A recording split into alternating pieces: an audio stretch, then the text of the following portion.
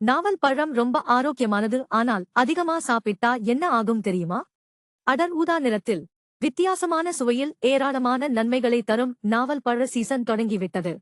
அடர் நிறம், நார்ச்சத்து, சர்க்கரை அளவை குறைக்கக்கூடிய தன்மை போன்ற பல அரிதான குணமாக்கும் பண்புகள் நாவல் பழத்தில் உள்ளது.